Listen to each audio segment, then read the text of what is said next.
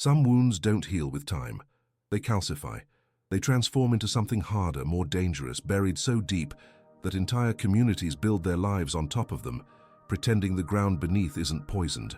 In a small Missouri town where everyone knows everyone's name, but no one dares speak certain truths, a 10-year-old girl made a simple statement in her classroom. She said her mother was a Navy SEAL. And for that act of honesty, she was humiliated, kicked, broken down in front of her peers by the very adult supposed to protect her. But what that teacher didn't know was that some secrets refuse to stay buried. Some doors, once opened, can never be closed again. And some children carry within them a courage that shames every adult who ever chose silence over justice. What happens when the past walks through that classroom door, wearing a military uniform covered in medals most people only see in movies? What happens when a town built on protected lies suddenly faces a reckoning it spent 25 years avoiding? And what happens when a broken teacher, a determined child, and a warrior mother collide in a moment that will expose corruption reaching deeper than anyone imagined? This is a story about the price of silence, about the cost of speaking truth, about how institutional evil survives not through monster, but through ordinary people who look away, and about how sometimes the smallest voice in the room becomes the one that finally shatters the silence. If you want to see stories that expose uncomfortable truths, that celebrate courage in the face of institutional failure, and that prove children can be braver than the adults who fail them, make sure to follow this channel, leave a like, and comment below telling us where you're watching from. Your engagement helps these important stories reach the people who need to hear them most. The smell of wet chalk and cheap disinfectant hung thick in the air of room 202 at Jackson Elementary School, somewhere deep in the heart of Missouri, where the highways still had more cows than cars, and Friday night football meant more than any election. It was Monday morning, 7:58 a.m., and the fluorescent lights buzzed overhead like dying flies trapped against glass. Mrs. Janine Hawthorne stood at the front of the classroom, her spine rigid as rebar, her steps heavy and deliberate as she carved her name across the chalkboard in sharp, angry strokes. She'd been doing this for 17 years, same board, same chalk dust settling into the creases of her knuckles, same predictable routine that made her feel like she had control over something in a world that had long since stopped listening to people like her. In the third row near the window with the cracked pane that maintenance never bothered to fix, sat Mara Ellison, 10 years old, small for her age, dark skin that seemed to absorb the harsh classroom light rather than reflect it. Her hair was pulled back into 2 careful braids that her grandmother had woven that morning before the sun came up, the same way she did every single day, as if those braids were the only thing holding the girl together. Mara's clothes were clean but worn, hand-me-downs from the church donation bin, the kind with faded cartoon characters that nobody watched anymore. Her sneakers had holes near the toes, covered poorly with duct tape that was already peeling at the edges. But the notebook in front of her was brand new, bright blue cover, spiral binding still stiff, pages completely blank except for her name written carefully in the top right corner of the first page. Mara Rose Ellison. It was the only pristine thing in her ratty backpack, the only item that hadn't been handed down or scavenged or borrowed.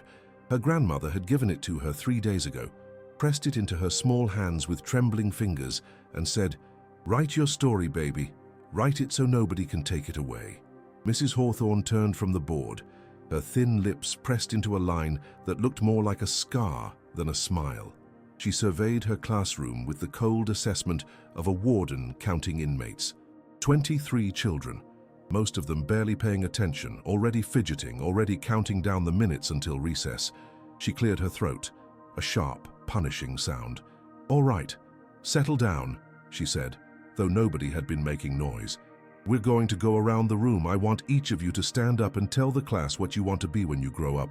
And I don't want to hear any nonsense. I want real answers, practical answers." The exercise began. Tyler Morrison wanted to be a doctor like his father. Predictable.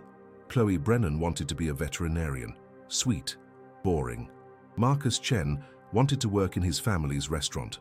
Safe.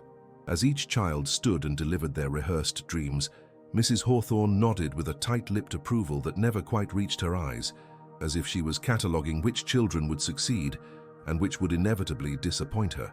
Then it was Mara's turn. She stood slowly, her chair scraping against the linoleum floor with a sound that made several kids wince. Her hands gripped the edge of her desk. For a moment, she didn't say anything at all. She just stood there, small and silent, her eyes fixed somewhere beyond the classroom walls, beyond Missouri, beyond everything these other children knew. "Mara!" Mrs. Hawthorne's voice was clipped, impatient. "We're waiting."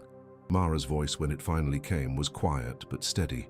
Not timid exactly, just careful, like someone who had learned early that her words could be used against her. "I want to be like my mother," she said. She was a Navy SEAL. The silence that followed wasn't the normal kind of quiet that happens when someone finishes speaking. This was different. This was the kind of silence that has weight, that presses down on everyone in the room like a physical thing. The other children froze mid-fidget. Tyler's pencil stopped tapping. Even the clock on the wall seemed to pause its ticking. Mrs. Hawthorne's face did something strange. Her eyebrows lifted, then furrowed, then lifted again, as if her features couldn't quite decide which expression of disbelief to settle on. A muscle twitched near her left eye. Her mouth opened slightly, then closed, and then a sound. A short, sharp laugh that had no humor in it whatsoever. It was the kind of laugh that cuts, that dismisses, that erases. "Excuse me?" "Mrs." Hawthorne said, taking a step toward Mara's desk. "What did you just say?" Mara's grip on her desk tightened. Her knuckles went pale, but she didn't back down. "My mother. She was a Navy SEAL. She served—" "Don't!" Mrs. Hawthorne interrupted, her voice rising now, filling every corner of the room. "Don't you dare stand in my classroom and lie to me and these children." The other students looked at each other, confused, uncomfortable. Some slouched lower in their seats, trying to become invisible. Others leaned forward, sensing something terrible was about to happen, unable to look away. Mrs. Hawthorne crossed her arms over her chest, her sensible shoes clicking against the floor as she moved closer to Mara. "A Navy SEAL? Do you even know what a Navy SEAL is, young lady? Do you have any idea what kind of person becomes a SEAL?" Mara's voice was smaller now, but still there. "Yes, ma'am. My mother." "Your mother?" Mrs. Hawthorne spat the word like it tasted rotten. "Could not have been a SEAL. Someone like her, someone like—" She stopped herself, but the pause said everything the words didn't. Her eyes traveled deliberately from Mara's face down to her taped-together shoes and back up again. "You need to understand the difference between dreams and delusions, Mara. And you need to stop telling stories." "It's not a story," Mara whispered, and for the first time, her voice cracked. "It's true. She was—" Mrs. Hawthorne moved so fast that several children gasped. She reached Mara's desk, looked down at the ratty backpack slumped against the chair leg, and without warning, kicked it. Hard. The backpack flew across the floor, spilling its contents everywhere. 3 pencils, a broken eraser, a sandwich wrapped in a paper towel, and Mara's blue notebook, which slid all the way to the wall and hit with a soft thud. "Liars," Mrs. Hawthorne said quietly, dangerously. "Don't get to keep nice things." Mara stood frozen. Her hands were still gripping the desk. Her eyes were wide, glassy with tears that she refused, absolutely refused, to let fall. She'd learned this trick a long time ago. Swallow them down. Don't give them the satisfaction. Her throat worked visibly as she fought against the sob building in her chest. Nobody moved. Nobody spoke. The classroom had become a tableau of shock, every child holding their breath, waiting to see what would happen next.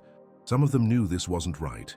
Some of them wanted to say something, but fear and confusion kept them pinned to their seats like insects on display.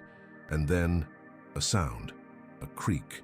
The classroom door, which had been closed, swung open with a low, rusty groan. Everyone turned. A woman stood in the doorway. She was tall, taller than seemed possible in that cramped doorframe. She wore a dark uniform, navy dress blues, pressed with military precision. Ribbons decorated her chest, more than most of the children had ever seen on any uniform in their lives, including ones they'd only glimpsed in Memorial Day parades or history books. Her shoulders were squared, her posture so perfect it looked like someone had drawn her with a ruler. Her skin was dark, her jaw set, her eyes were the worst part, or the best part, depending on who was looking. They swept across the classroom slowly, taking in every detail. The scattered contents of Mara's backpack, the way Mrs. Hawthorne stood over the child like a predator over prey, the frozen, frightened faces of 23 children who had just witnessed something they didn't yet have the language to name. And finally, inevitably, those eyes landed on Mara. The woman's expression didn't change. She didn't smile. She didn't cry out. She didn't rush forward. She just looked at the little girl with the careful braids and the taped-up shoes and the blue notebook lying on the floor across the room, and something passed between them, some recognition that was too complex for words, too heavy for the moment to hold. Mrs. Hawthorne had gone completely still. Her face had drained of color, leaving her skin a sick, grayish white.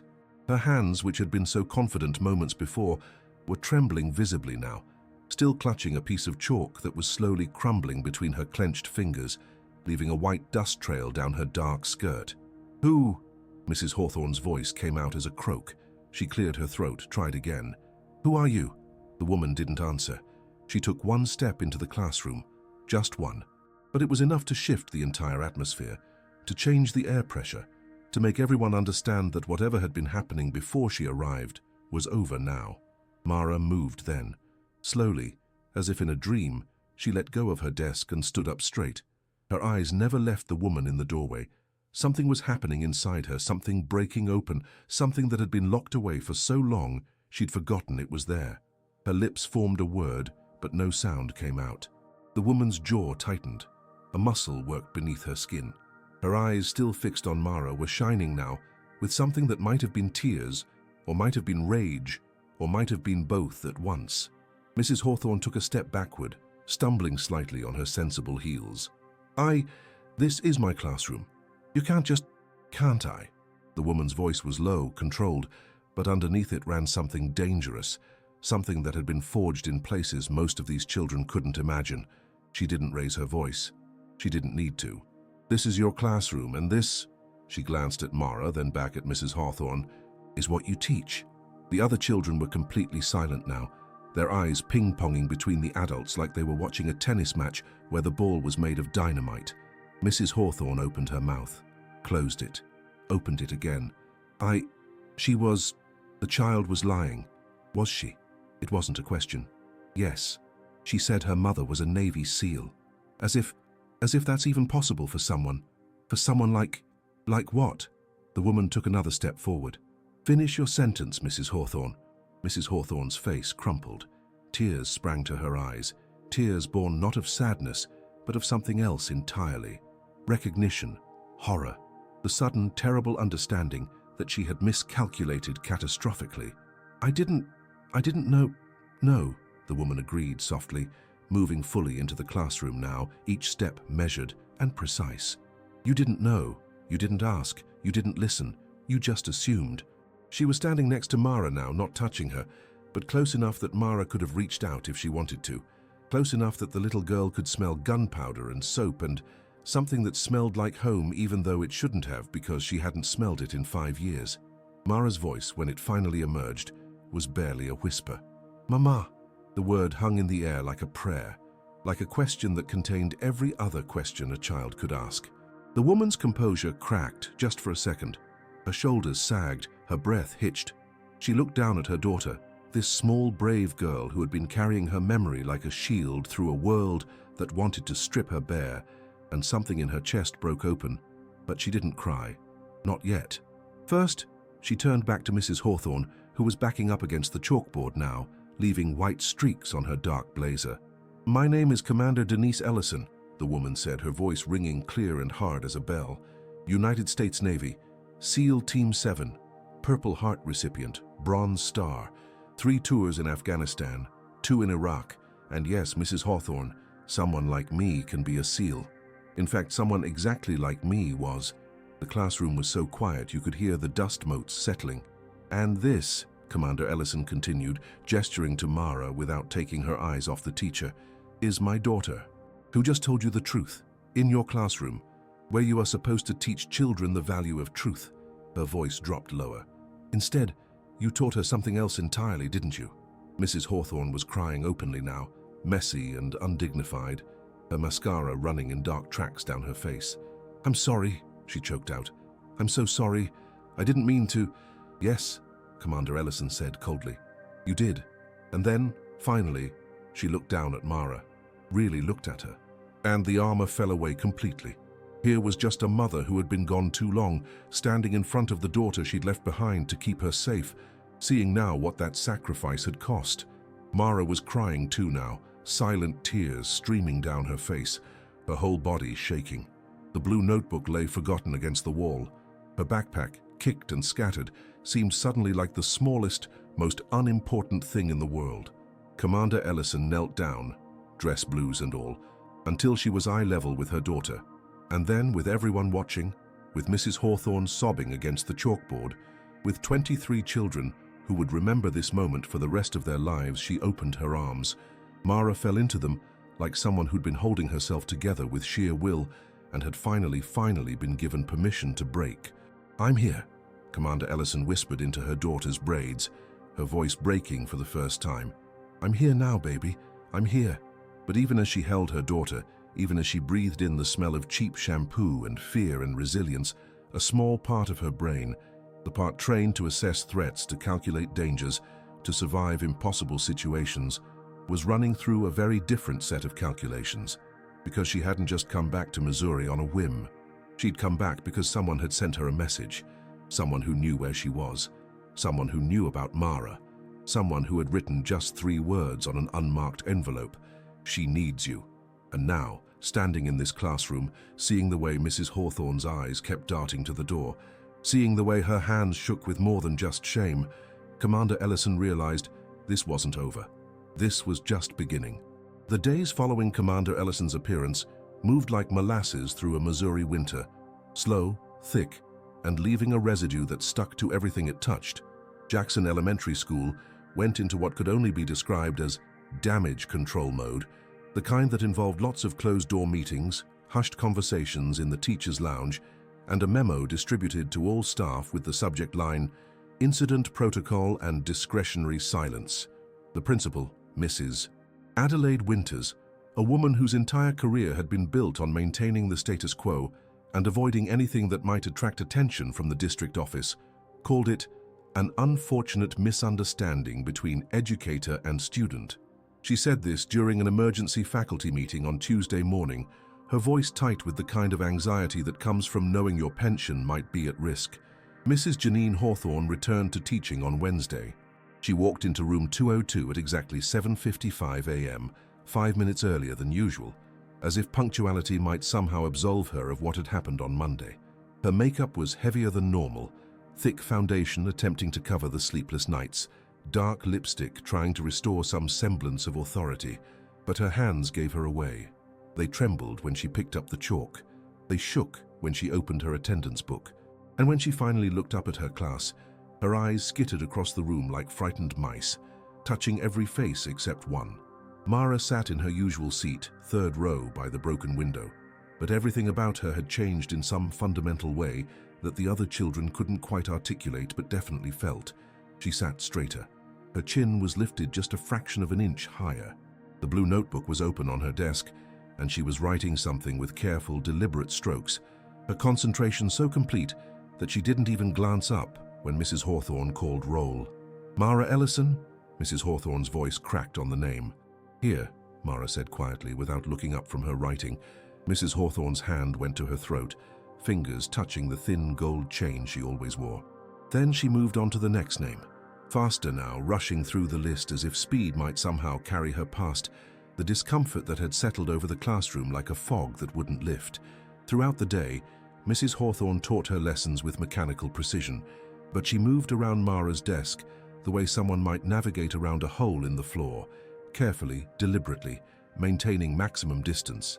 She never called on Mara, even when the girl raised her hand during the geography lesson about state capitals.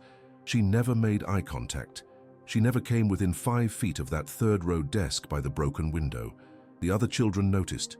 Kids always notice these things, the shifts in power, the unspoken tensions that adults think they're hiding.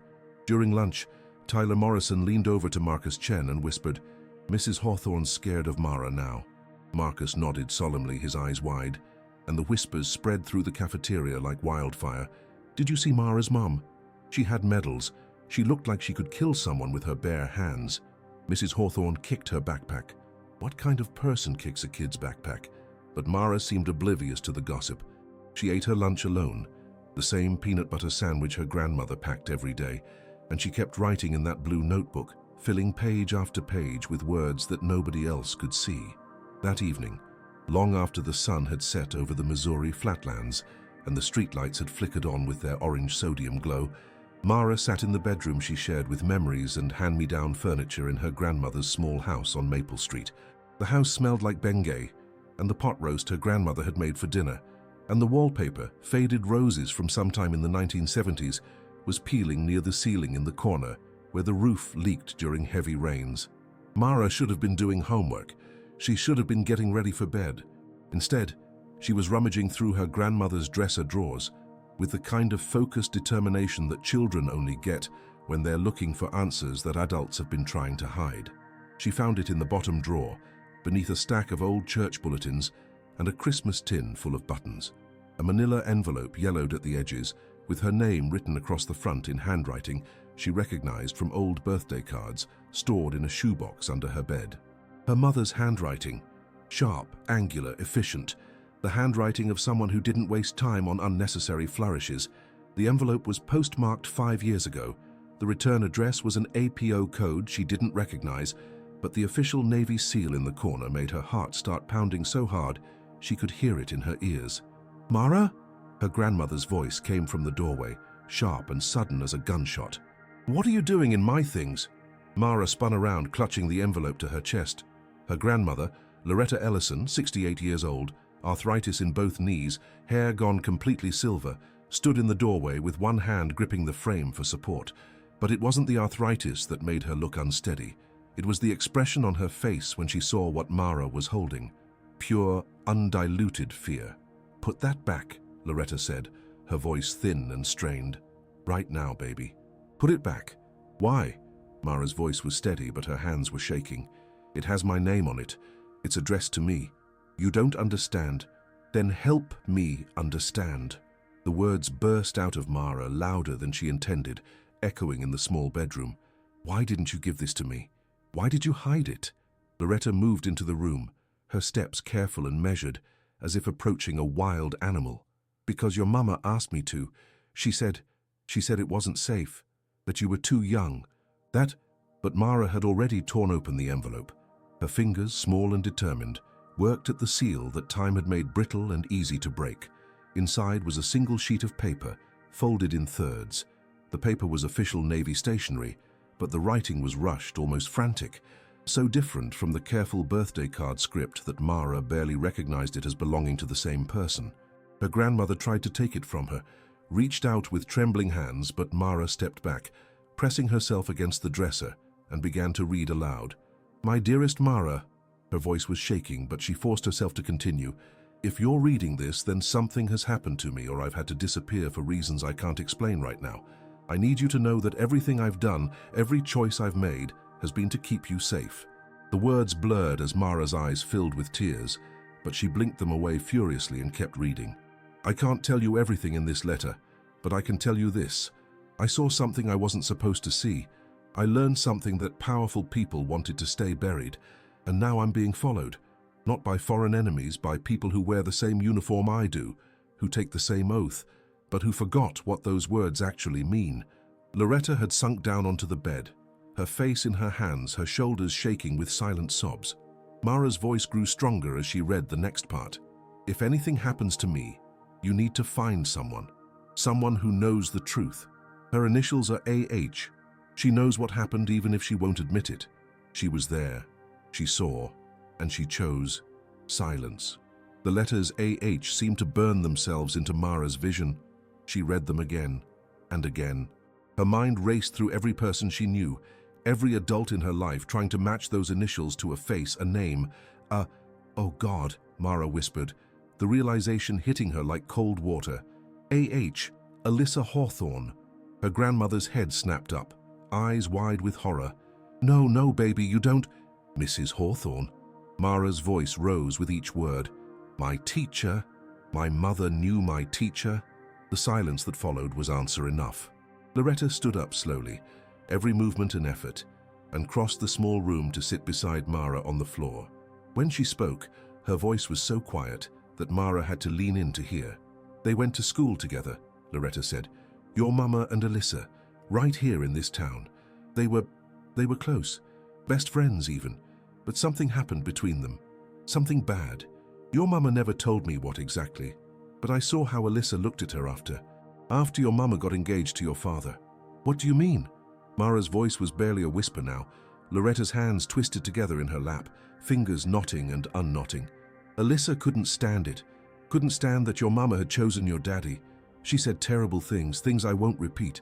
And 2 days after that fight, your mama left town, joined the Navy, and we didn't see Alyssa again until... She trailed off, unable to finish. Until she became my teacher, Mara finished, the pieces falling into place with sickening clarity. The letter was still clutched in her hand.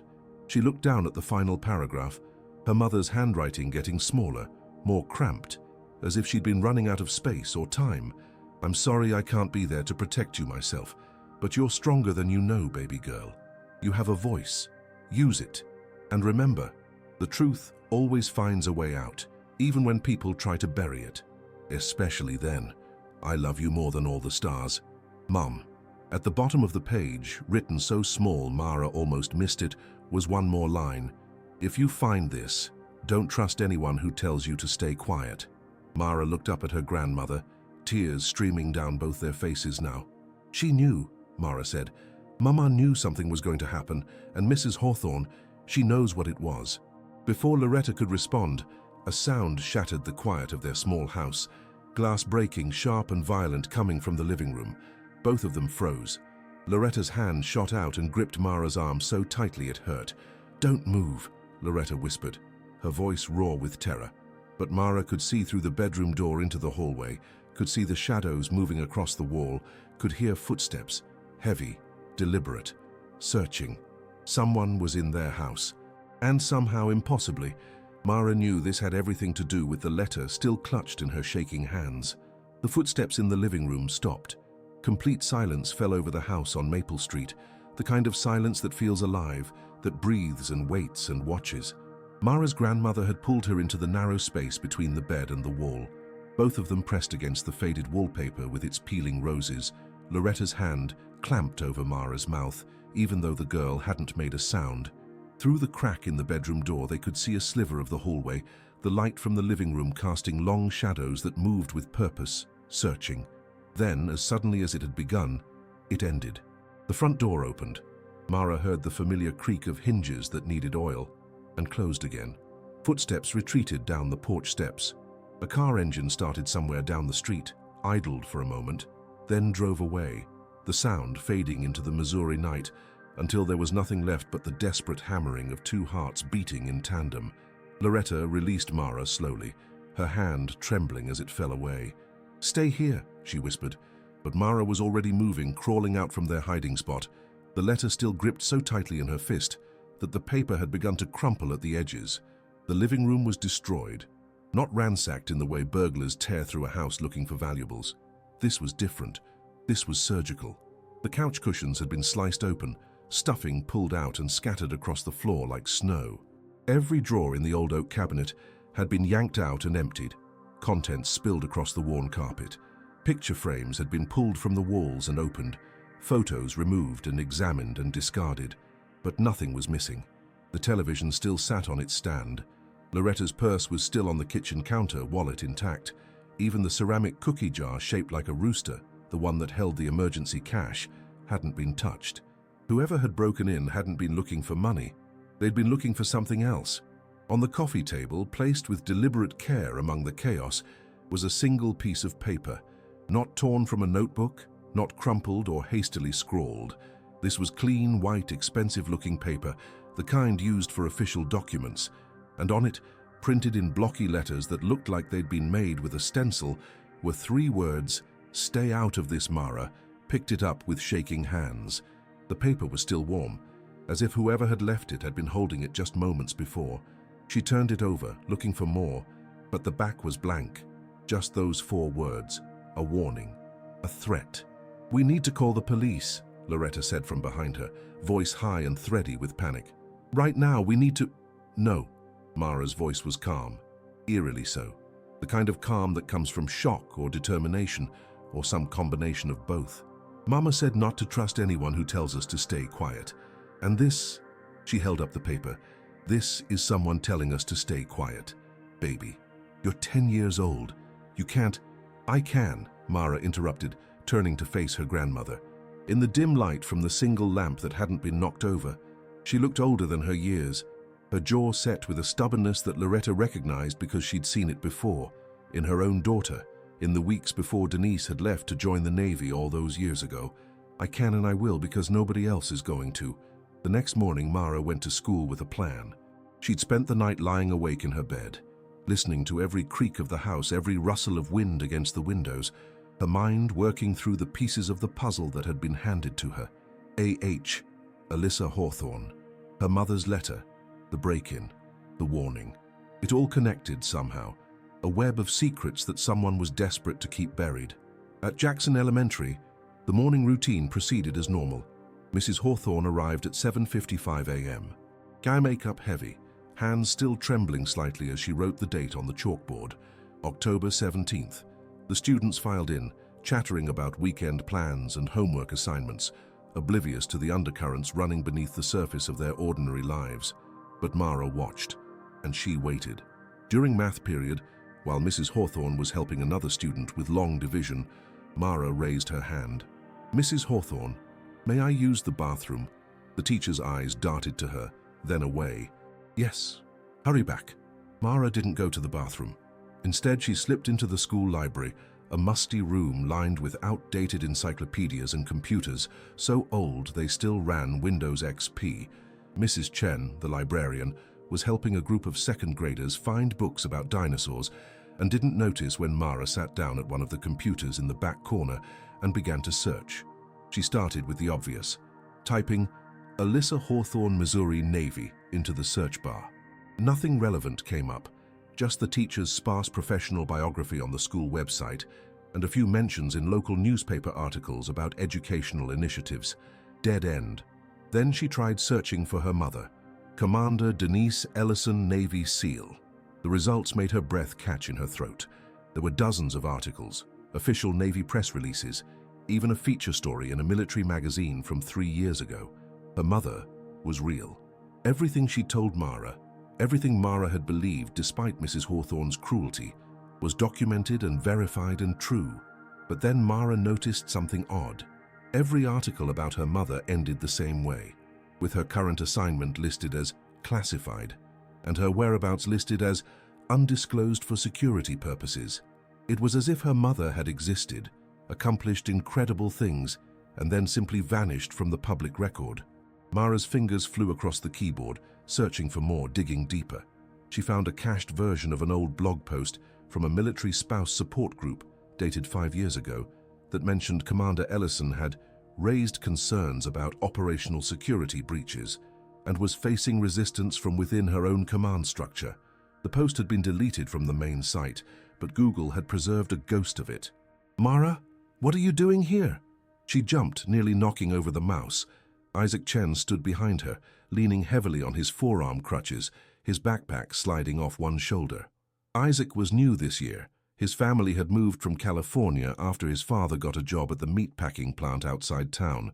He had cerebral palsy that affected his legs, and the other kids mostly ignored him, which suited Isaac fine because it meant he could observe everything without anyone noticing. Research, Mara said quickly, moving to close the browser window. Wait, Isaac hobbled closer, adjusting his crutches.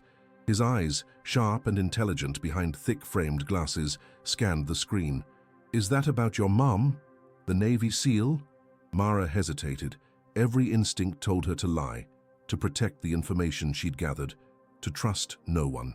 But something about Isaac, maybe the way he asked the question without any skepticism, without any judgment, made her pause.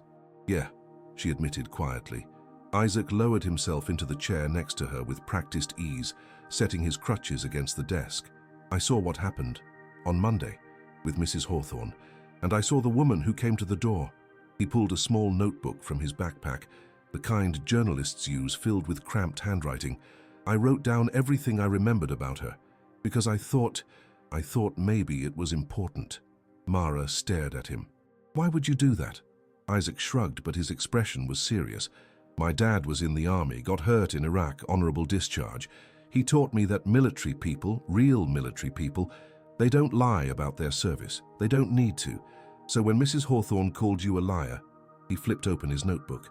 I knew she was wrong, and I wanted to remember the truth. He showed Mara the page. There, in careful detail, he'd written a description of Commander Ellison. Height, build, the ribbons on her uniform, even a sketch of something he'd noticed on her wrist, a tattoo partially visible beneath her sleeve. The drawing was crude but clear, a trident with numbers beneath it. That's a SEAL trident, Isaac explained. The numbers are probably her team designation. My dad has a friend who was a SEAL. He told me about them once. They're the most elite soldiers in the world. And your mom. He looked at Mara with something like awe. Your mom is one of them. Mara felt tears prick her eyes, but blinked them back. Someone broke into my house last night, she said, the words tumbling out before she could stop them.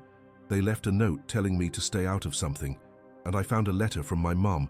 She said someone with the initials AH knows what happened to her, and AH is Mrs. Hawthorne, Isaac finished, his eyes going wide. Alyssa Hawthorne. My grandmother told me they used to be friends, my mom and Mrs. Hawthorne, but something happened between them. Mara pulled the crumpled letter from her pocket and showed it to Isaac. My mom said Mrs. Hawthorne was there, that she saw something, that she chose silence. Isaac read the letter carefully, his expression growing more serious with each line. When he finished, he looked up at Mara with a grim determination that seemed too old for his 12-year-old face. We need to find out what your mom saw, he said, and we need to find out why Mrs. Hawthorne is so scared. How? Isaac's fingers drummed against his notebook. Mrs. Hawthorne went to school here, right? In this town? There have to be records, yearbooks, maybe even old newspaper articles. Small towns like this, they document everything. We just have to know where to look. Over the next week, Mara and Isaac became unlikely partners in investigation. They spent lunch periods in the library, carefully pulling yearbooks from the 1990s, finding photos of teenage versions of Alyssa Hawthorne and Denise Ellison. In one photo from 1998, they stood together on the steps of the school, arms around each other's shoulders, smiling with the careless confidence of young people who believed their friendship would last forever. The caption read, "Best friends, best future." But in the yearbook from 1999, something had changed. Alyssa appeared in only one photo, her smile strained and forced. Denise wasn't in the yearbook at all. She left, Mara whispered, tracing her mother's absence with one finger. She left that year. Isaac flipped to the back pages, where students wrote messages to each other. In Alyssa's section, most of the messages were generic, "Have a great summer," and "Stay sweet," but one stood out, written in angry, slashing script. Some people think they're too good for this town. Hope she's happy with her choice. It wasn't signed, but Mara would have recognized her mother's handwriting anywhere. That afternoon, as they left the library, Mrs. Hawthorne appeared in the hallway. She looked worse than ever, thinner, with dark circles under her eyes that no amount of makeup could hide. When she saw Mara, she stopped dead in her tracks. For a long moment, they just stared at each other across the empty corridor. Then Mrs. Hawthorne did something unexpected. She opened her mouth as if to speak, took one step toward Mara, and then her face crumpled. Without a word, she turned and hurried away, nearly running, her sensible heels clicking frantically against the linoleum floor. Isaac watched her go, then turned to Mara. "She's going to break," he said quietly. "Whatever secret she's keeping, it's eating her alive." Mara nodded slowly, watching Mrs. Hawthorne disappear around the corner. "Good," she said, and there was no triumph in her voice, only a quiet, steady determination. "Because I'm not stopping until I know the truth." The basement of Jackson Elementary School smelled like mildew, old paper, and forgotten things. Mara had never been down here before. Students weren't supposed to be in the basement at all.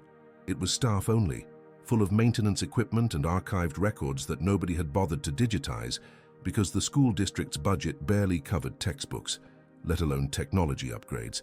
But Isaac had discovered that the door to the basement stairwell didn't lock properly.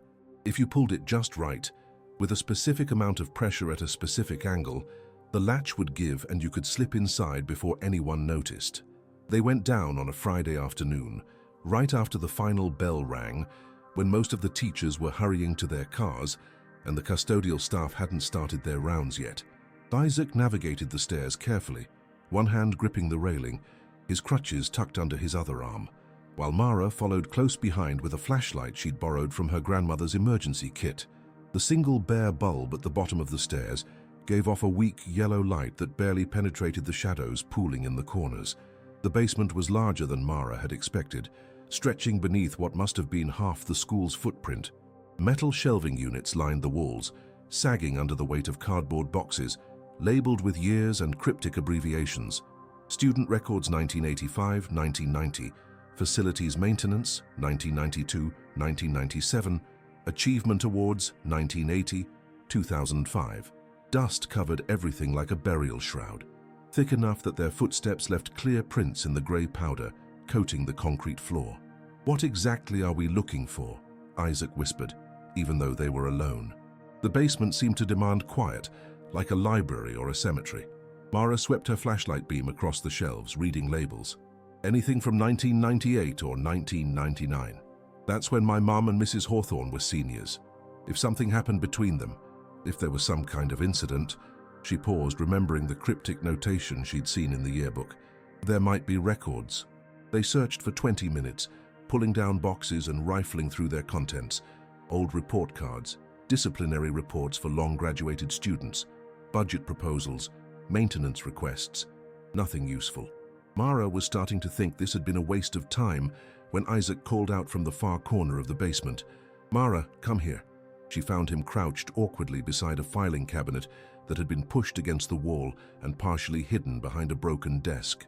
The cabinet was older than the others, forest green instead of grey, with a lock that had rusted open years ago.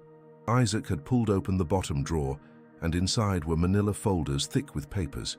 "Look at the labels," Isaac said, his voice tight with excitement. Mara shone her flashlight on the folders. Unlike the neat printed labels on everything else in the basement, these were handwritten in faded ink. Student complaints, unresolved; faculty incidents, archived; disciplinary actions, confidential. With trembling hands, Mara pulled out the folder labeled Student Complaints Unresolved and opened it. Inside were dozens of reports dating back to the 1980s. Formal complaint forms filled out in various handwriting styles, some typed on actual typewriters, others written in ballpoint pen. She flipped through them quickly, scanning dates, until she found what she was looking for. A complaint form dated April 15, 1999. The form was partially filled out. In the complainant field, someone had written Denise M. Ellison in her mother's distinctive angular handwriting. In the nature of complaint section, her mother had begun to write, "I witnessed inappropriate conduct between faculty member Gerald Morrison and student Alyssa Hawthorne on March 28, 1999. The interaction was..." And there the writing stopped. The rest of the form was blank. No resolution noted, no follow-up documented. Just those few sentences, and then nothing. "Gerald Morrison," Isaac breathed. "That name sounds familiar." Mara's mind raced. The Morrison Science Building. The new wing they built in 2002. It's named after someone. I think it might be the same person. Isaac pulled out his phone, an old model his parents had given him for emergencies, and started searching. His face grew pale as he read. "Gerald Morrison, taught chemistry here from 1985 to 2001. Died in 2001 from a heart attack. He was on the school board for 10 years. Really influential in the community. There's a whole memorial page about him." He looked up at Mara. "Your mom was reporting him for inappropriate conduct with a student, with Alyssa Hawthorne." The pieces began to fall into place with sickening clarity. Mara set down the complaint form and kept searching through the folder. Near the back, she found another document, this one stamped with red ink that had faded to rust brown over the years. "Complaint withdrawn, April 20th, 1999. Below the stamp, in different handwriting, neat, rounded, feminine, was a statement. "I, Denise M. Ellison, hereby withdraw my complaint dated April 15th, 1999. The incident I reported was a misunderstanding based on incomplete information. I apologize for any confusion caused and request that this matter be closed." But it wasn't her mother's signature at the bottom. Mara would have staked her life on it. The signature was close, but the loops were wrong, the angle of the letters slightly off. Someone had forged her mother's withdrawal of the complaint. "They buried it," Mara whispered, her voice shaking with fury. "My mum tried to report what she saw and someone made it disappear." Isaac was already pulling out more folders, his hands moving faster now, despite the awkwardness of his position. "Look at this. There's a whole folder on Gerald Morrison. It's marked Faculty Personnel, Confidential." He opened it, and they both stared at what was inside. There were more complaints. Not just from Mara's mother, but from other students over the years. Anonymous notes slipped under the principal's door, carefully worded concerns from parents, even a letter from another teacher expressing reservations about Mr. Morrison's mentoring practices, all of them dated, all of them marked as investigated and found unsubstantiated, or complaint withdrawn, or simply no action taken. And in each case where a student had been named, there was a follow-up note documenting that the student had transferred to another school, or withdrew their complaint, or was found to be making false accusations. Gerald Morrison had been protected, systematically, for years. At the bottom of the folder was a photograph, paper-clipped to an old newspaper article. The photo showed Morrison at what appeared to be an awards ceremony, shaking hands with school board members, smiling broadly. He was tall, silver-haired, distinguished-looking, exactly the kind of person who could command respect and trust. Behind him in the photo, barely visible but unmistakable once you noticed her, stood a teenage girl with dark hair and eyes that looked absolutely hollow. Even in the grainy old photograph, even captured in a moment that was supposed to be celebratory, the girl looked broken. Mara's breath caught. "Isaac, look at the caption." Isaac leaned closer, squinting at the small print beneath the photo. Chemistry teacher Gerald Morrison receives the Excellence in Education Award presented by Superintendent Dr. Harold Vance. Also pictured, student volunteer Alyssa Hawthorne, who helped organize the ceremony. "Student volunteer," Mara repeated, her voice hollow. "She helped organize a ceremony honoring the man who was..." She couldn't finish the sentence. The implications were too horrible. Isaac's face had gone completely white. "Your mum saw what was happening. She tried to report it, and they silenced her. They made her, or someone made her, take back what she said. And then she left," Mara finished. "She got out of this town as fast as she could, joined the Navy, got as far away as possible from whatever she'd witnessed." "But what about Alyssa?" Isaac's voice was barely audible. "If Morrison was, if he did what these complaints suggest, and nobody stopped him, and she was right there." Mara thought about Mrs. Hawthorne, the way she flinched at sudden movements, the way her hands always trembled, the tightness around her eyes that never went away, the way she'd reacted so violently to Mara's simple statement about her mother being a Navy SEAL. It wasn't just racism, though that was certainly part of it. It was something deeper, more damaged. "She blamed my mum," Mara said slowly, understanding dawning like a terrible sunrise. "My mum tried to help her, tried to report what was happening. And when the complaint disappeared, when nothing changed, when Morrison kept teaching and kept winning awards and everyone kept pretending everything was fine, Alyssa thought my mum had abandoned her, or worse, that she'd never really cared in the first place." Isaac pulled out another document, a copy of Denise Ellison's graduation records. "Your mum left 2 months before graduation, didn't even finish senior year. She got her GED later and then enlisted. It's all documented here." He looked at Mara. She had to run. Whatever she saw, whatever she tried to report, it destroyed her life here. "And Alyssa. Alyssa stayed," Mara finished quietly. "Alyssa stayed in this town, in this school, probably walking these same hallways every single day, seeing his name on that building wing, watching everyone treat him like a hero. And somehow that turned into..." She gestured helplessly at the air between them, encompassing everything. The broken in-house, the threatening note, Mrs. Hawthorne's cruelty in the classroom, all of it. Isaac was carefully photographing every document with his phone, making sure to capture every detail. "We need to show this to someone. The police, or who?" Mara cut him off.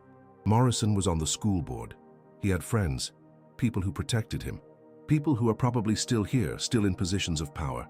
The superintendent who gave him that award? Dr. Vance? He's retired now, but he still lives in town. I see his name in the newspaper all the time. He's on the Veterans Memorial Committee, the Historical Society Board, everything. Your mom then, Commander Ellison, she would know what to do. Mara shook her head slowly. I don't know how to reach her. She came that one time, but then she disappeared again. My grandmother says it's for our safety, that if my mom stays visible, it puts us in danger. Danger from who? It was the question that had been haunting Mara since the night of the break-in. Who was threatened by the truth coming out after all these years? Morrison was dead. But the people who'd protected him, who'd buried the complaints, who'd let him continue hurting students for years, some of them were probably still around, still invested in keeping the past buried. They were so absorbed in the documents that neither of them heard the footsteps on the stairs until it was too late. The basement door creaked open, fluorescent light spilling down from the hallway above, and a shadow fell across the concrete floor. What are you two doing down here? Mara and Isaac spun around, hearts hammering.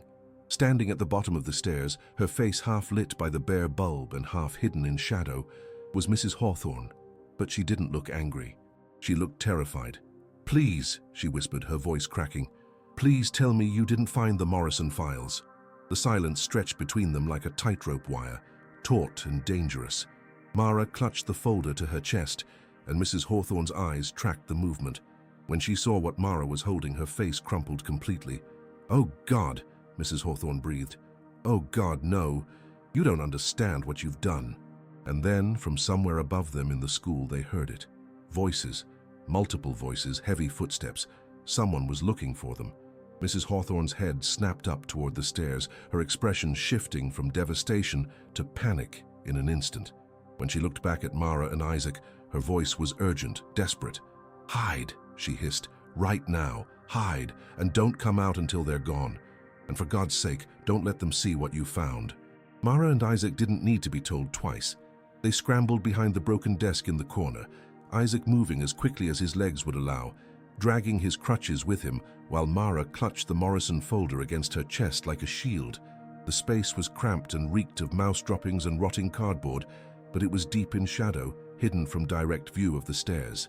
Through a gap between the desk and the wall, Mara could see Mrs. Hawthorne standing frozen at the bottom of the stairwell, her hands clenched at her sides, her entire body radiating a terror so profound it seemed to fill the basement like floodwater. The voices grew louder. Footsteps echoed on the stairs.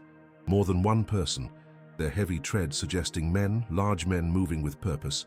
Mara's heart hammered so hard against her ribs, she was certain they would hear it, that her fear had its own sound that would give them away. Alyssa? A male voice, deep and authoritative, with the kind of practiced warmth that people in power use when they want to seem approachable. What are you doing down here? Mrs. Hawthorne's response came out strangled, forced. I thought I heard something. Came to check. Must have been the pipes. Two men appeared in Mara's narrow line of sight.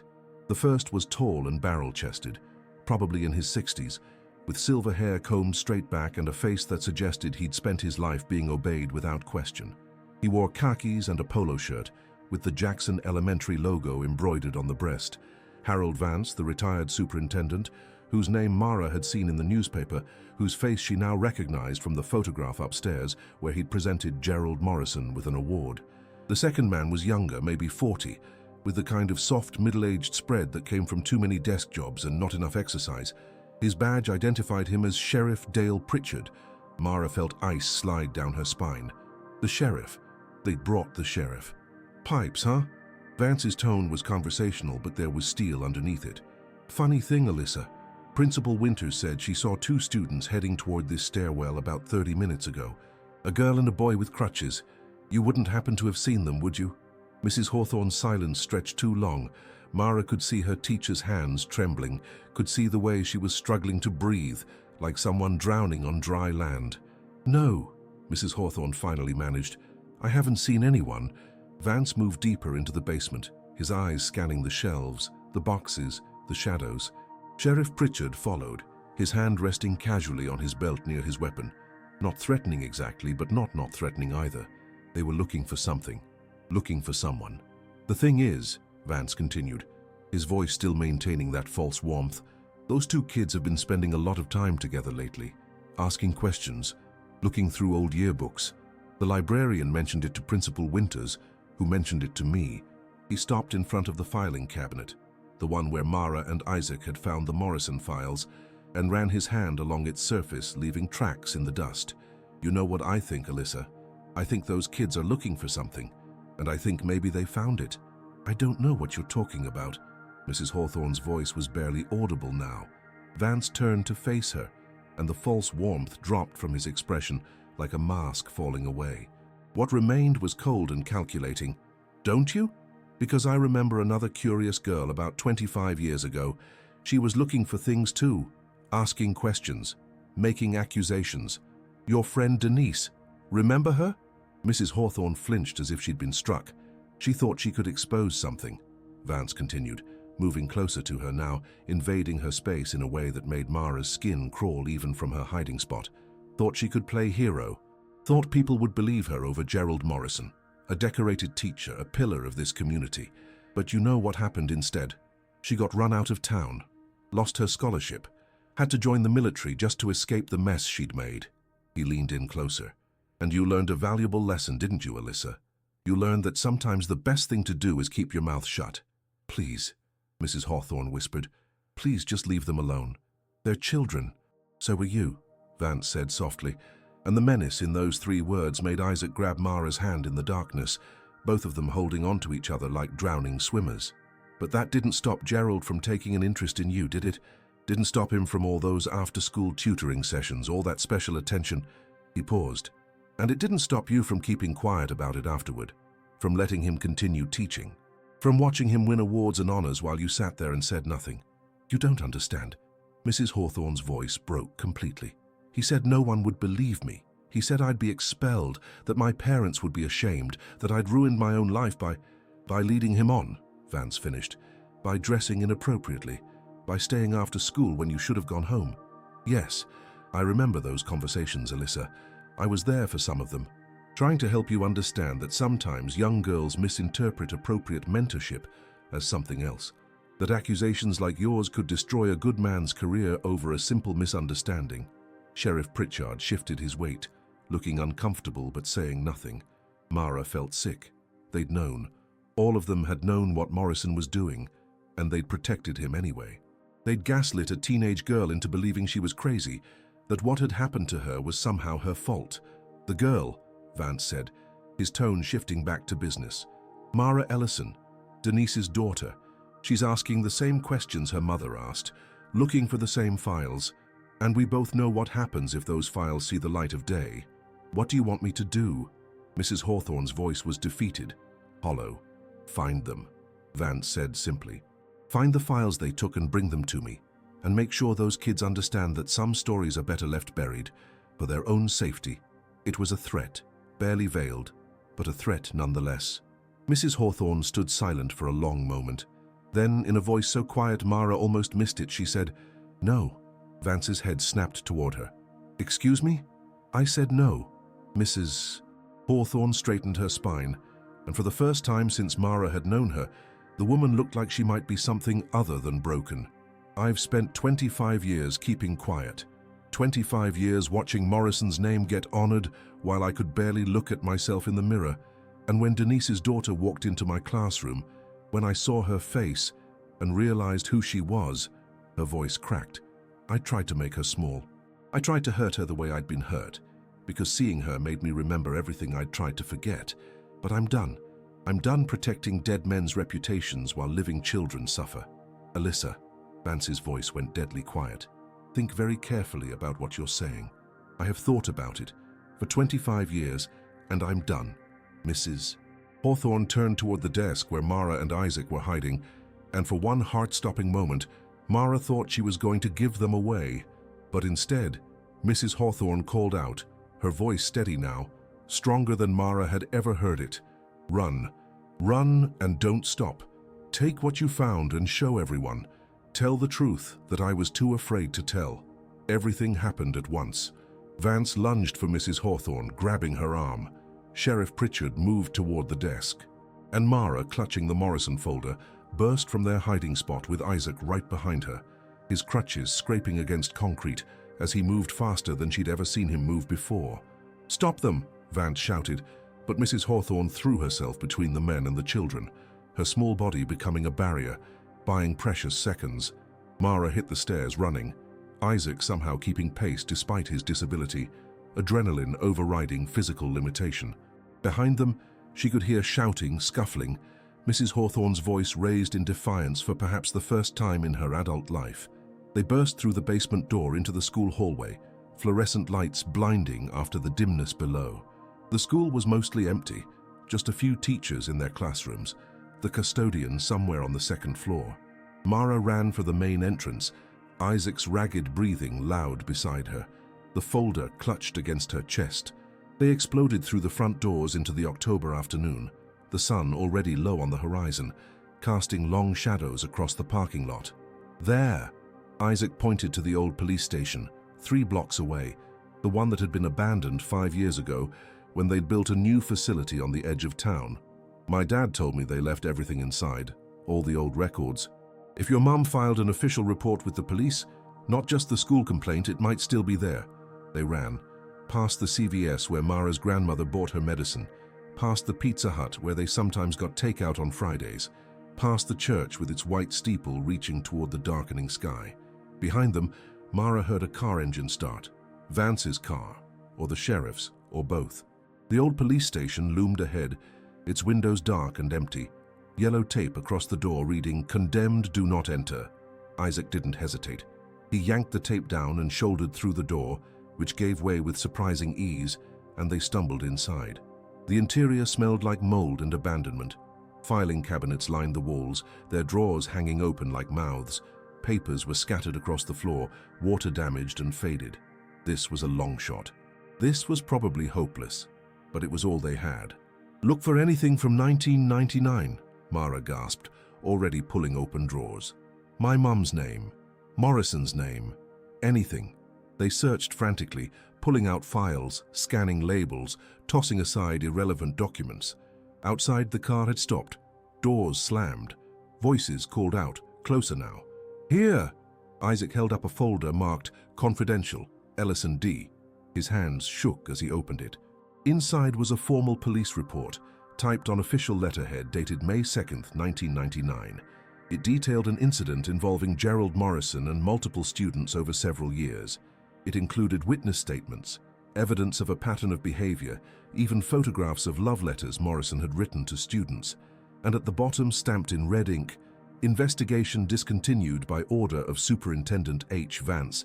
Insufficient evidence." But there was more. Clipped to the back of the report was something else.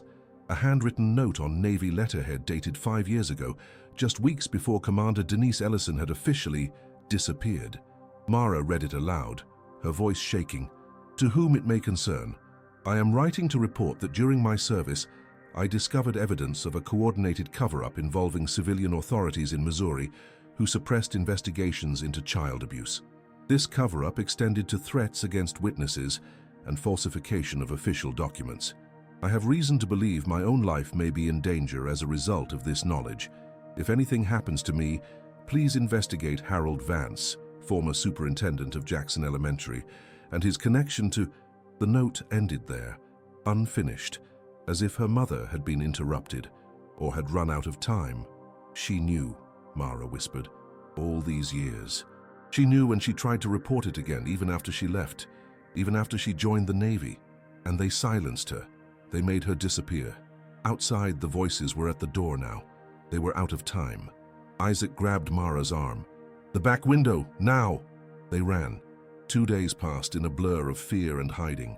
Mara stayed home from school, her grandmother too terrified to let her out of sight, after Mara had come home breathless and shaking, clutching folders full of documents that painted a picture of corruption so deep it made Loretta physically ill.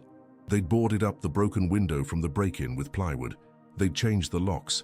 They'd even discussed leaving Missouri entirely, just packing what they could fit in Loretta's ancient Buick and driving until they ran out of road. But where would they go? And how long would it take before Harold Vance and his network of enablers found them again? Isaac had gone home to his parents with his copies of the photographs he'd taken on his phone, and his father, the former Army veteran who understood corruption and cover-ups better than most, had made contact with a federal investigator he'd known during his service, someone outside the local system, someone who might actually care about justice more than protecting the reputations of dead men and their living accomplices. On Monday morning, Mara returned to school, not because she wanted to, not because it was safe, but because her grandmother had reminded her of something her mother had written in that unfinished letter. The truth always finds a way out, even when people try to bury it, especially then. The hallways of Jackson Elementary felt different now. The fluorescent lights seemed harsher, the walls closer, every corner hiding potential threats. Students whispered as Mara walked past, their gossip having evolved over the weekend from, "Did you hear about Mara's mom?" to, "I heard she found something in the basement," to, "My dad said the police are involved now." The rumor mill in a small Missouri town worked faster than any internet algorithm, spreading information and misinformation in equal measure until nobody quite knew what was true anymore. Mrs. Hawthorne wasn't in her classroom when Mara arrived. A substitute teacher, Mrs. Chen from the library, sat at the desk instead, looking uncomfortable and out of place. She explained in a tight voice that Mrs. Hawthorne had taken a temporary leave of absence for personal reasons and that students should work quietly on their reading assignments until further notice. But Mara saw the way Mrs. Chen's hands shook when she tried to write on the board. She saw the way the substitute kept glancing at the door, as if expecting someone to burst through at any moment. Everyone knew something had happened. The question was whether anyone would have the courage to talk about it. At lunch, Isaac found Mara in the cafeteria and slid into the seat across from her with unusual urgency. "My dad's contact came through," he whispered, leaning close so the other students couldn't hear. "The FBI. They're sending someone to investigate. They want to talk to you and your grandmother. And they want to talk to Mrs. Hawthorne." "Where is she?" Mara asked, pushing away her untouched sandwich. "Mrs. Hawthorne. Does anyone know?" Isaac shook his head. "My mom heard from someone at church that she's staying with her sister in Springfield, but..." He hesitated. "Tyler Morrison's older brother works at the hospital there. He said a woman matching Mrs. Hawthorne's description was in the emergency room Saturday night. They treated her for a panic attack so severe they thought she was having a heart attack." Mara's throat tightened. Whatever defiance Mrs. Hawthorne had shown in that basement, whatever moment of courage had allowed her to finally stand up to Harold Vance, it had cost her dearly. 25 years of buried trauma didn't just disappear because you finally spoke the truth. Sometimes, the truth hurt worse than the lie, at least at first, because it meant acknowledging everything you'd lost by staying silent. That afternoon, as Mara was packing her backpack to leave, Principal Winter's voice crackled over the intercom. "Mara Ellison, please report to the main office." The classroom went silent. Every student turned to stare at her. Even Mrs. Chen looked alarmed, her mouth opening as if to object. But no words came out. Mara stood slowly, slinging her backpack over her shoulder, with the same deliberate calm her mother must have used before going into combat situations. Fear was useful. Panic was not. She walked to the main office with her head high, even though her heart was hammering against her ribs. But it wasn't Principal Winters waiting for her in the office. It was her mother. Commander Denise Ellison stood by the window, still in her dress blues, the afternoon sun catching the ribbons on her chest and making them glow like small fires. When she turned and saw Mara, her composure, that iron military discipline, cracked just slightly, just enough for Mara to see the mother beneath the soldier. "Baby," Denise said, and her voice was rough with emotion. "I'm so sorry, I should have come back sooner, I should have..." Mara dropped her backpack and ran. She crashed into her mother's arms with enough force to make them both stagger, and then she was sobbing, huge gasping sobs that seemed to come from somewhere deep in her chest where she'd been storing them for 5 years. All the fear, all the confusion, all the lonely nights wondering if her mother was even alive, it all came pouring out in a flood that couldn't be stopped or contained.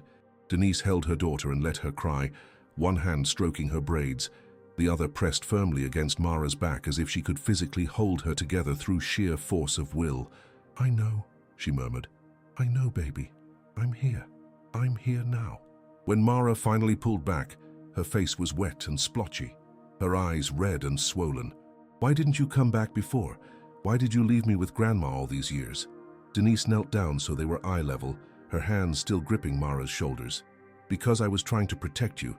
After I wrote that report, after I tried to expose what Vance and the others had done, they threatened me. Threatened you and your grandmother. Said that if I didn't back off, if I didn't disappear, something might happen to my family." Her jaw tightened. "So I made a deal. I would stay away, stay silent, and they would leave you alone. I thought that was the right choice. But they didn't leave me alone, Mara said quietly. Mrs. Hawthorne, I know. Denise's eyes flashed with anger. When I heard what she did to you in that classroom, how she humiliated you, kicked your thing, she took a deep breath, visibly trying to control herself. Alyssa and I were best friends once, before Morrison, before everything fell apart. And when I tried to help her, when I tried to report what he was doing to her, the system protected him instead. Alyssa thought I'd abandoned her, thought I'd given up and run away. She didn't know that I'd been forced out, that they'd threatened my family, that leaving was the only way to keep everyone safe. She helped us, Mara said, in the basement. When Vance came looking for us, she stood between us and let us escape. Denise's expression softened with something that might have been hope or might have been grief. She found her courage. Finally, after all these years, she stood up, pulling Mara close again. I got a message, anonymous. It came through encrypted military channels, so someone with serious access sent it. It said you'd found the Morrison files and that Vance knew that you were in danger. She paused. I think it was from Alyssa. I think she finally chose to do the right thing. The office door opened, and a woman in a dark suit entered, her FBI credentials visible on her belt. She was followed by 2 more agents, their faces professionally neutral, but their eyes sharp and assessing. Commander Ellison, we're ready to begin the interviews. Over the next 3 hours, Mara told them everything, every detail about finding the files, about the break-in at her grandmother's house, about Harold Vance and Sheriff Pritchard in the basement, about Mrs. Hawthorne's confession and subsequent breakdown. The agents recorded everything, took the documents Isaac had photographed, and made careful notes about every name mentioned. When they were finished, the lead agent, a woman named Sarah Chen, who spoke with quiet authority, looked at Mara with something like respect. You did something very brave. You know that, right? A lot of adults wouldn't have had the courage to pursue this the way you did. I just wanted to know the truth about my mom, Mara said quietly. Well, now you do, and now a lot of other people will too. Agent Chen turned to Commander Ellison. We'll need to interview Mrs. Hawthorne as well. Do you know where we can find her? Denise nodded. I do. I went to see her yesterday. She's staying with her sister, but she's willing to talk. She's been waiting 25 years to talk, actually. She just needed someone to listen who would actually believe her. That evening, Mara sat in her grandmother's kitchen while Loretta made pot roast, and her mother sat across the table, no longer in uniform, but in civilian clothes, jeans and a simple black sweater that made her look almost normal, almost like any other mother picking up her daughter from school. They didn't talk about the heavy things, not yet. There would be time for that later, for processing trauma and discussing the investigation and figuring out what came next.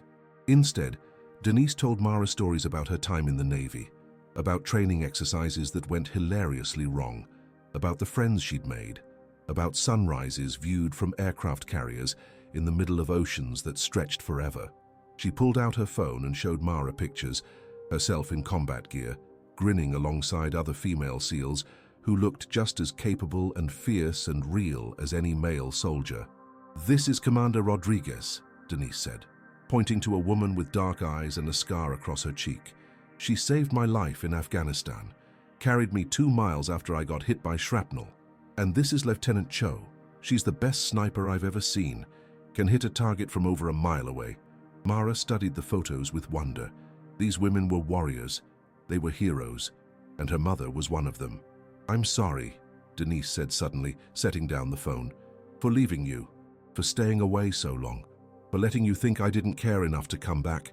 Mara reached across the table and took her mother's hand, rough with calluses, scarred from things Mara couldn't imagine, but warm and real and there. You came back when it mattered most, she said. That's what counts. Later that night, after Mara had gone to bed, she heard her mother and grandmother talking in the kitchen in low, urgent voices. She crept to the doorway and listened. The FBI is opening a full investigation, Denise was saying. Not just into Morrison, but into everyone who covered it up. Vance, Pritchard, the school board members who knew and did nothing. It's going to get ugly. Good, Loretta said fiercely. Let it get ugly. Some things need to see the light of day, no matter how much they hurt. Alyssa sent me something, Denise continued. A letter, a confession. She wrote down everything. Everything Morrison did to her, everything Vance said to convince her to stay quiet, everything she's carried for 25 years, she's giving it to the FBI as evidence. There was a long pause. Then Loretta asked, "Can you forgive her for how she treated Mara?" Another pause. Even longer. "I don't know, but I understand her better now. Hurt people, and Alyssa was hurt in ways that break you completely. She survived by becoming hard, by pushing away anything that reminded her of who she used to be. And Mara," Denise's voice caught, "Mara reminded her of me, of us, of everything that went wrong. She's trying to make it right now," Loretta said softly. "That has to count for something." "It does," Denise agreed. "It counts for a lot." The school assembly was called for Thursday morning, 2 weeks after the FBI had descended on Jackson Elementary like a force of nature, armed with warrants and subpoenas and a determination to unearth every buried secret the institution had accumulated over decades. The gym smelled like floor wax and adolescent anxiety. Rows of folding chairs set up facing a makeshift stage where Principal Winters stood wringing her hands, her face pale and drawn. She'd aged 10 years in 14 days. Parents filled the back rows, summoned by urgent robocalls and emergency emails that had set the town's gossip networks ablaze. The local newspaper, the Jackson County Gazette, had finally broken its silence after years of looking the other way, running a front-page story with the headline "FBI Investigation Uncovers Decades of Abuse Cover-Up at Local Elementary." The story had gone viral on social media, picked up by state and then national news outlets, and suddenly this small Missouri town that most people had never heard of was infamous for all the wrong reasons. Mara sat in the third row with Isaac beside her, both of them silent and tense. Her mother sat 2 rows back with the other parents, still in civilian clothes but somehow radiating military bearing anyway. Spine straight, eyes alert, ready to move if necessary. Loretta sat beside her daughter-in-law, looking smaller and frailer than Mara had ever seen her, as if the weight of everything that had been revealed had physically compressed her. The assembly began with Principal Winters stammering through a prepared statement about taking allegations seriously and cooperating fully with authorities and ensuring student safety moving forward. All the standard crisis management phrases that meant nothing and everything at once. Parents shifted uncomfortably. Students whispered among themselves. Everyone knew this wasn't what they'd come to hear. Then Agent Sarah Chen stepped onto the stage, her FBI credentials visible on her belt, and the gymnasium fell silent with the kind of attentive quiet that only happens when people know they're about to hear something important. "Good morning," Chen began, her voice carrying easily through the space without needing a microphone. "I'm Special Agent Sarah Chen with the FBI's Child Exploitation and Human Trafficking Task Force. Over the past 2 weeks, my team has conducted an extensive investigation into allegations of child abuse and subsequent institutional cover-up at this school.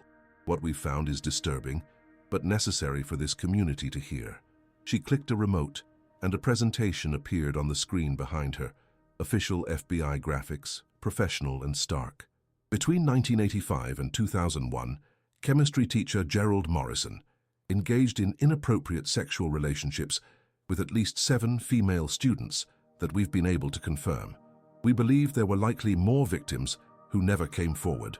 During this 16-year period, multiple complaints were filed with teachers, with administrators, with the school board, and with local law enforcement.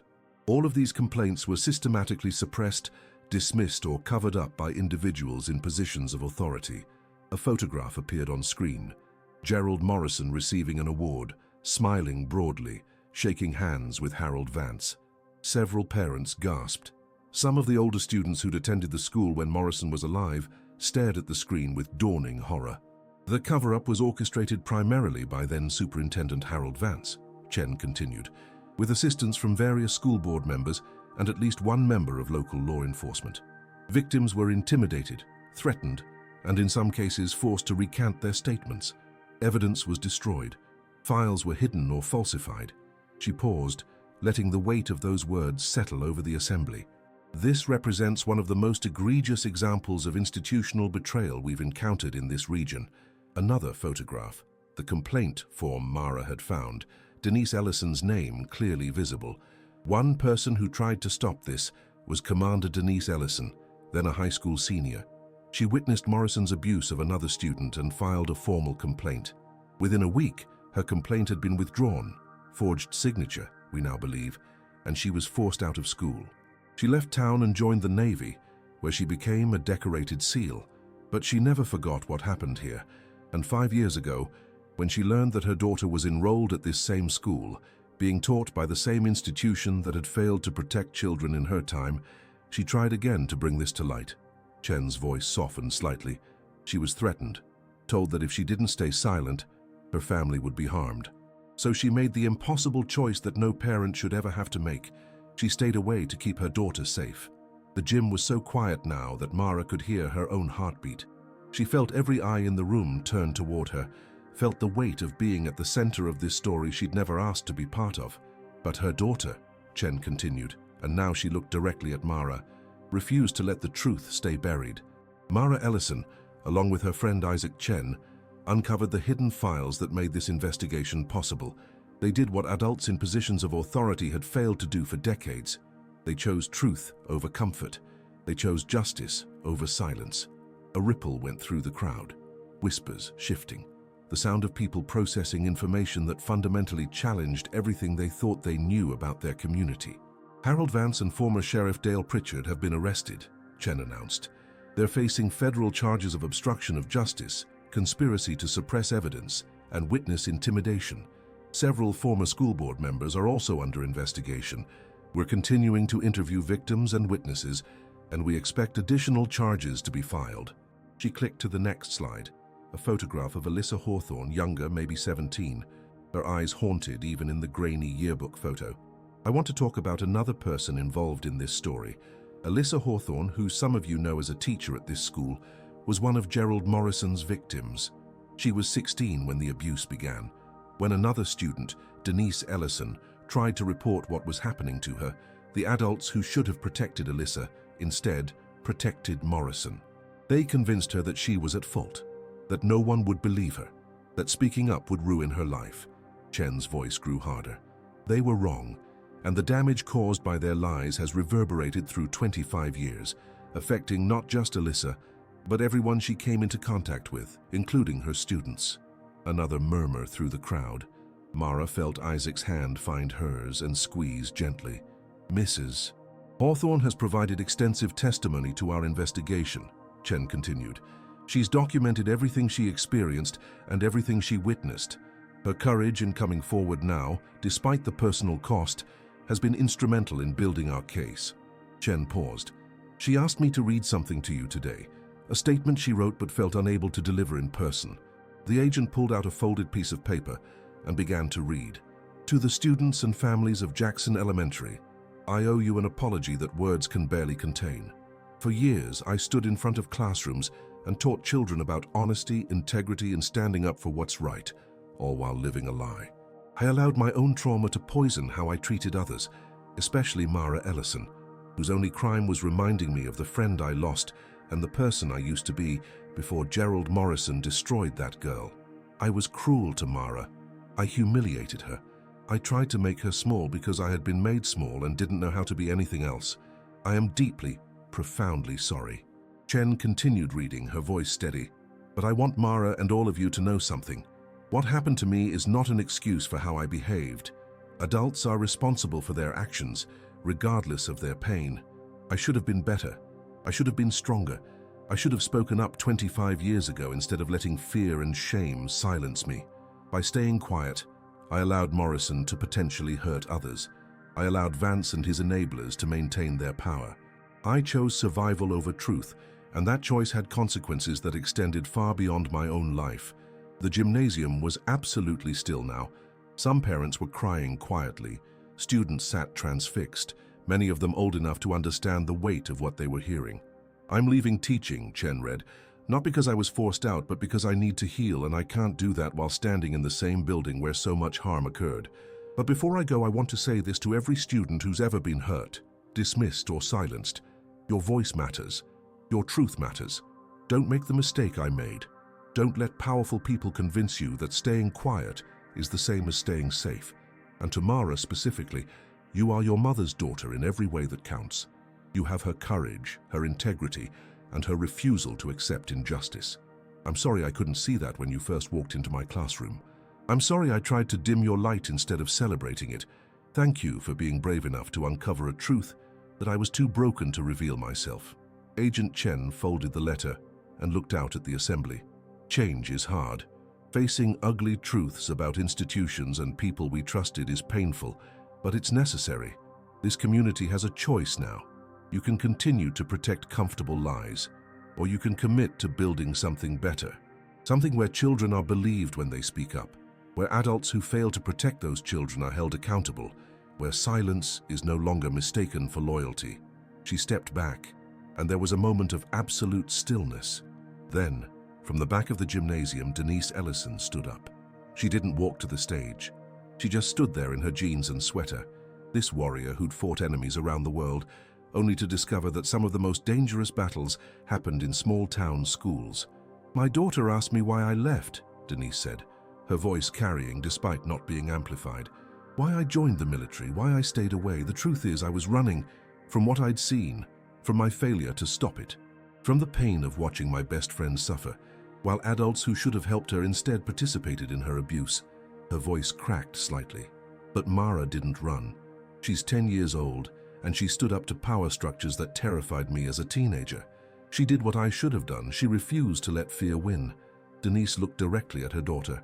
"I'm proud of you, baby. More proud than I have words to express. You're the bravest person I know."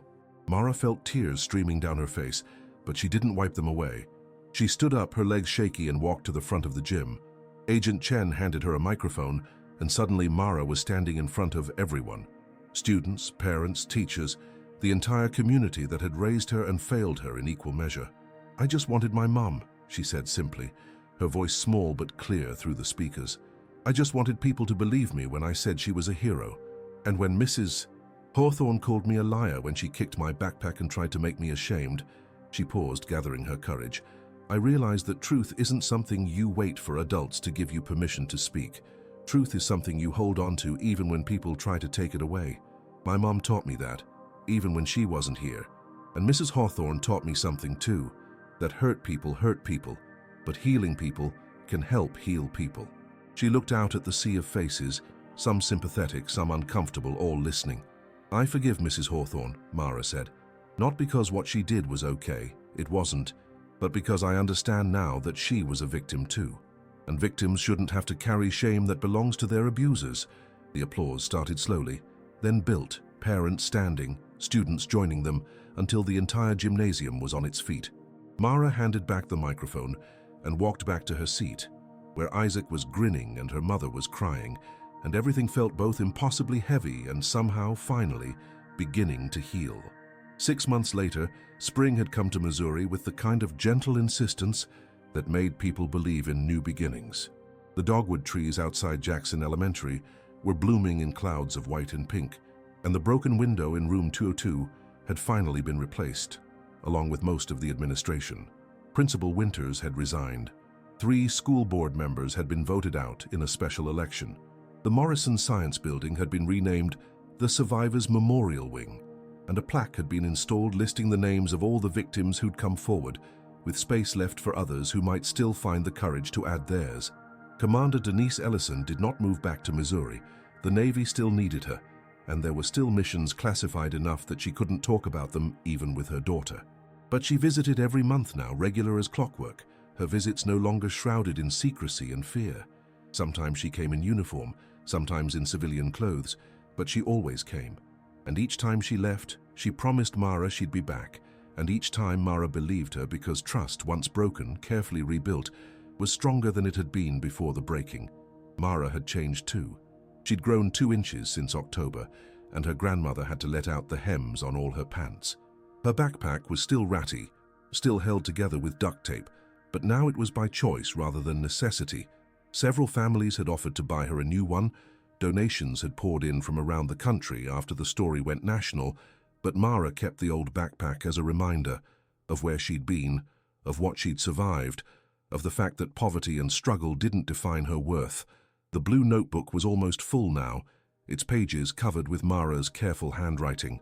She wrote every day, about what happened, about how it felt, about the conversations with her mother and the therapy sessions her grandmother had insisted on, and the way Isaac had become the kind of friend who felt more like family.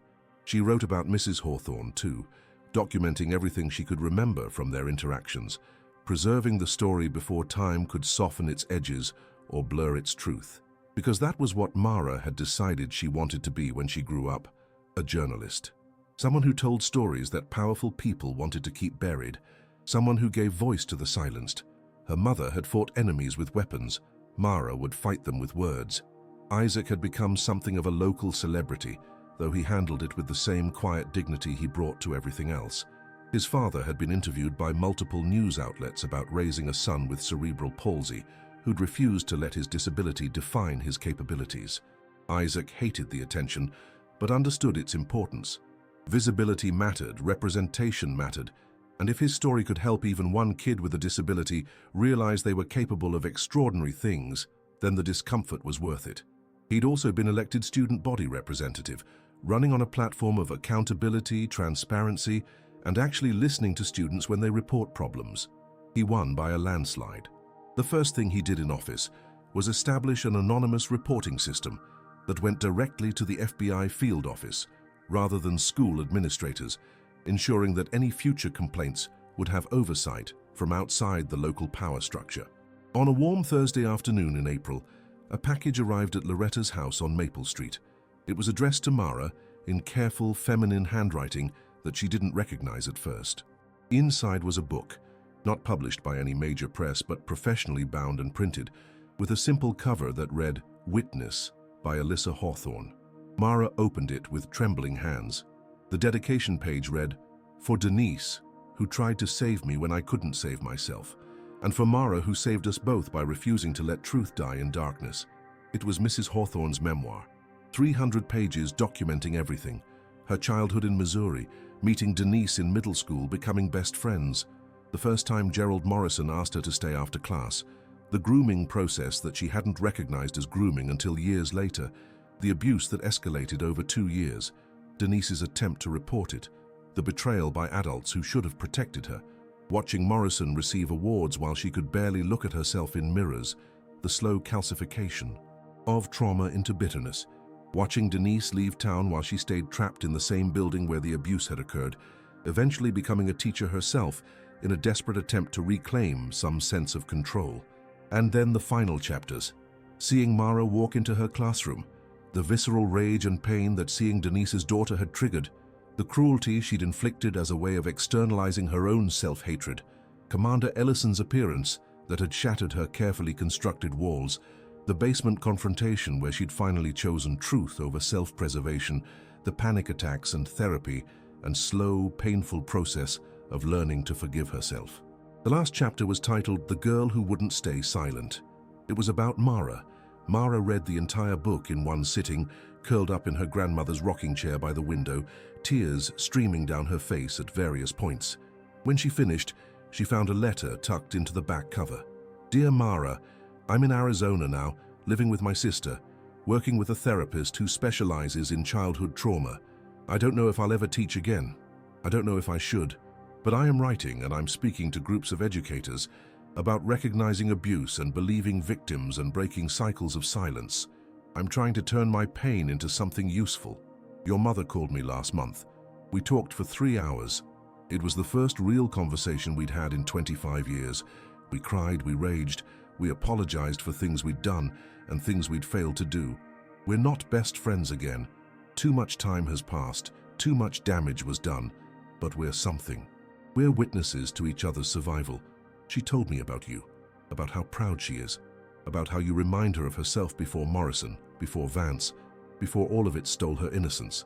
She said you have something she lost and spent years trying to rebuild, an unshakable faith that truth matters. Don't lose that, Mara. The world will try to take it from you. People will tell you that some truths are too hard, too uncomfortable, too damaging to speak aloud. They're lying. The only truths that damage us are the ones we keep locked inside, letting them poison us from within. Thank you for your forgiveness. I don't deserve it, but I'm trying to live in a way that honors it. Alyssa." That evening, Mara showed the book to her grandmother. Loretta read it with shaking hands, sometimes having to stop and collect herself before continuing. When she finished, she looked at her granddaughter with eyes that held decades of accumulated pain and pride in equal measure. "Your grandfather used to say that the hardest stories to tell are the ones that need telling most," Loretta said quietly. "This," she held up the book, "this is one of those stories." 3 weeks later, an independent documentary filmmaker named Jennifer Morrison, no relation to Gerald, reached out to Loretta asking permission to interview Mara for a film about institutional cover-ups and the children who exposed them. After long discussions with Denise and considerable thought, Mara agreed. The documentary, titled The Silence Breakers, premiered at a film festival in New York City 9 months later. It featured interviews with Mara, Isaac, Commander Ellison, Agent Chen, several of Morrison's other victims who'd finally felt safe enough to come forward, and in a recorded interview filmed in Arizona, Alyssa Hawthorne. The film won awards.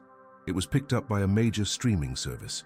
Suddenly, Mara's story was reaching millions of people, sparking conversations in schools and communities across the country about how institutions protect predators and what happens when children refuse to accept adult failures as inevitable. But more important than any award or media attention was what happened in Missouri. Jackson Elementary implemented new policies, mandatory reporting training for all staff, regular third-party audits of disciplinary records, a survivors support group that met weekly in the renamed Memorial Wing. Other schools in the district followed suit, then schools in other districts. The conversation was spreading, changing, growing into something larger than one small town's reckoning with its past. On a Saturday morning in late summer, Loretta published her book, a collection of the letters Denise had written to Mara over the years, interspersed with Loretta's own reflections on raising her granddaughter while her daughter served overseas. The book was called Witness Letters from a Warrior Mother. It became a bestseller among military families and anyone who'd ever had to explain to a child why their parent couldn't be there. All proceeds went to a foundation Denise had established, the Survivors' Truth Initiative, which provided legal support, therapy funding, and advocacy resources to victims of institutional abuse and the whistleblowers who exposed it. Mara started 7th grade at a different school, a magnet program 40 minutes away that specialized in journalism and investigative reporting. She still visited Jackson Elementary sometimes, walking its halls that felt both familiar and foreign now, stopping by the Memorial Wing to read the names on the plaque, adding her own small flowers to the ones left by others. On one such visit, she ran into Isaac in the library where they'd first become partners in investigation. He was researching a story for the school newspaper about budget allocation and how much money was being spent on athletics versus academic programs for students with disabilities. Some things never changed. Isaac would always be fighting for accountability. They sat at their old computer terminal, and Isaac showed Mara a photograph he'd taken on his phone. It was of Mrs. Hawthorne's book displayed prominently in the front window of the local bookstore, surrounded by handwritten notes from readers. "Thank you for your courage. Your story matters. You are not alone." "She came back," Isaac said quietly. "Last week, just for a day. She gave a talk at the community center about breaking silence. My mom went, said Mrs. Hawthorne cried through half of it, but got through it. Said there were other women there, older women, some of them in their 60s, who came up afterward and told their own stories about Morrison. Women who'd never spoken up before." Mara felt something tight in her chest, loosen slightly. Healing wasn't linear, it wasn't neat, but it was happening. That afternoon, Mara walked the 3 blocks to her grandmother's house on Maple Street, her shadow stretching long in the golden late summer light. The house looked the same, peeling paint, sagging porch, the ancient Buick in the driveway, but everything was different. The plywood was gone from the window. New locks gleamed on the doors, and inside her mother was visiting, sitting at the kitchen table with Loretta, both of them laughing about something, their voices carrying through the open windows. Mara stood on the sidewalk for a moment, her ratty backpack slung over one shoulder, a blue notebook tucked safely inside, and she thought about silence, about how it could be protective or poisonous, depending on who was keeping it and why, about how speaking truth didn't erase pain but transformed it into something that could be witnessed, shared, and eventually integrated into something resembling peace. She thought about Mrs. Hawthorne in Arizona, learning to live with what she'd survived, about her mother, serving her country while finally being able to acknowledge the war she'd fought at home. About Isaac, proving every day that disability didn't diminish capability. About all the victims who'd found their voices after decades of silence. And she thought about herself, 10-year-old Mara who'd just wanted her mother, who'd stood up in a classroom and told a simple truth, who'd refused to let cruelty make her small, who'd uncovered secrets that powerful people had buried for decades, and who'd somehow survived the aftermath of that uncovering, not broken, but stronger.